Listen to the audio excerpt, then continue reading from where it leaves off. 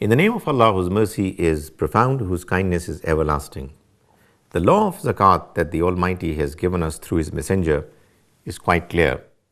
However, like in almost all other aspects of Islamic Sharia, there are controversies, there are differences of opinion, which are quite natural because, of course, on the one hand, while the law of the Almighty is clear, on the other hand, it is we humans who have made attempts to understand that law, and therefore, because of our differences of backgrounds, abilities, and influences, we do at times understand His law differently. I will discuss two of the controversies in this presentation. One controversy has to do with the question as to whether when zakat is paid to the individual, should he be made the owner of that wealth, or is it that zakat could actually be utilized for the general benefit of the people, whether they get the privilege of owning the wealth that is benefiting them or not? While there are many, in fact most Muslims of the present day, who believe that the one who is being provided with zakat must become the owner of it, which in the parlance of jurisprudence is called Tamlik. They should be made the owners of it. However, the fact of the matter is, even though it's a popular opinion, it is not very strongly based on the text of the Almighty.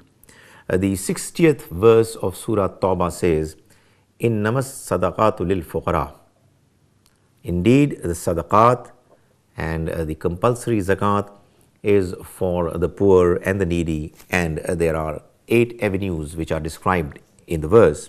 And most of the scholars and jurists who insist that zakat must necessarily be given in the ownership of the recipient, they believe that the letter lam used in this verse is actually meant to ensure that the recipient becomes the owner of it. The fact of the matter is, as has been clearly mentioned and clarified by Maulana Amin Hasan Islahi in his article on the subject, that this lam is used in Arabic language for many other purposes, and the fact of the matter is that in this verse the Almighty is desiring that sadaqat and zakat must be used for the benefit of the poor and the needy and other categories. To make them the owners of the wealth is not a necessary requirement. The other controversy has to do with the question as to whether it is a law of the Almighty that the family of the Prophet, may Allah's mercy be on him, who are normally referred to as Sayyids, cannot receive zakat. Well, although it's a popular understanding, yet the fact of the matter is that the Prophet, may Allah's mercy be on him, during his lifetime declared that his extended family, Banu Hashim, are not eligible to receive zakat. The reason was that his family, the family of the Prophet, were already given the benefit of receiving help and resources through another source, which is mentioned in the Quran in the description of the distribution of mal-e-fay, whereby the assets which Muslim soldiers are able to lay their hands on without receiving any military resistance from the enemy, those assets were required to be spent on the family of the Prophet and the poor and the needy. Likewise, there is 1/5 of the spoils of war which the Muslim soldiers get hold of after a battle fought for Islam was also meant to be utilized for the same purposes.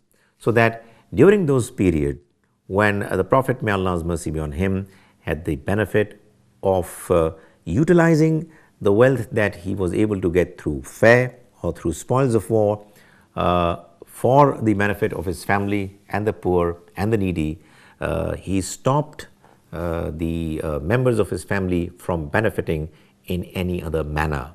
Now that the law is not applied anymore, now that the times have changed, of course, the need for such law to be applicable is not there anymore. And therefore, all Muslims who are in need for any part of the wealth that the other Muslims spend on them are eligible to receive.